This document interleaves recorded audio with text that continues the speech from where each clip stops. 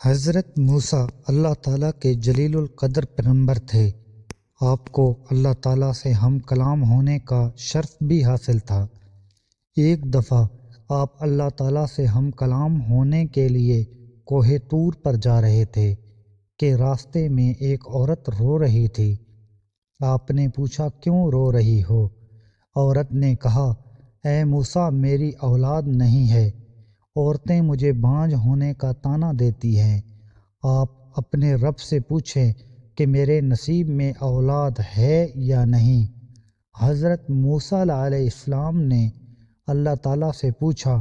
اللہ تعالیٰ نے فرمایا کہ اس عورت کے نصیب میں اولاد نہیں ہے۔ حضرت موسیٰ علیہ السلام نے اس عورت کو بتایا کہ اللہ تعالیٰ نے فرمایا ہے کہ آپ کے نصیب میں اولاد نہیں ہے۔ کچھ عرصے بعد اس عورت کے گھر کے باہر فقیر نے صدا لگائی کہ اللہ کے نام پہ کوئی روٹی دے دو۔ عورت نے فقیر کی آواز سنی تو دروازے پر آئی۔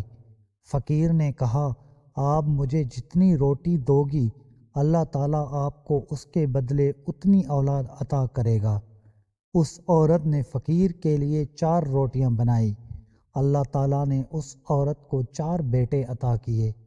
پھر ایک دن حضرت موسیٰ کا اس کے گھر کے پاس گزر ہوا تو عورت نے فرمایا، اے موسیٰ، آپ نے تو کہا تھا کہ اللہ تعالیٰ نے فرمایا ہے کہ آپ کے نصیب میں اولاد نہیں ہے۔ حضرت موسیٰ کو تعجب ہوا اور دوبارہ اللہ تعالیٰ سے ہم کلام ہوا اور فرمایا کہ اے اللہ، آپ نے تو فرمایا تھا کہ اس کے نصیب میں اولاد نہیں ہے، لیکن اس کی تو 4 بیٹے ہیں۔ اللہ تعالیٰ نے فرمایا، اے موسیٰ، یہ چھری اور پلیٹ لو اور مجھے انسان کا گوشت لا کر دو۔ حضرت موسیٰ علیہ السلام بستی کی طرف چل پڑے، لیکن موسیٰ علیہ السلام کو انسان کا گوشت نہیں ملا۔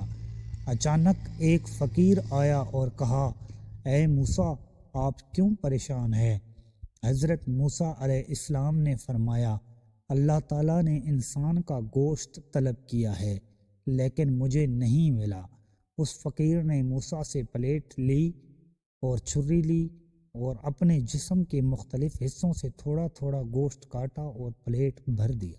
حضرت موسیٰ علیہ السلام نے وہ پلیٹ کوہ طور پر جا کر اللہ تعالیٰ کو دے دی۔ اللہ تعالیٰ نے فرمایا، اے موسیٰ، آپ بستی کی طرف کیوں گئے؟ آخر آپ بھی تو ایک انسان ہو، آپ نے اپنا گوشت کیوں نہیں دیا؟ اللہ تعالیٰ نے فرمایا کہ میں نے اس فقیر کے کہنے پر اس عورت کو بیٹے دیے جس نے اپنے جسم کا گوشت کاٹ کر دیا۔ اللہ تعالیٰ نے فرمایا، اے موسیٰ، جو شخص اپنے رب کے لیے اپنا سب کچھ لٹا دے، میں اس کے لیے اپنے لکھے ہوئے فیصلے بھی بدل دیتا۔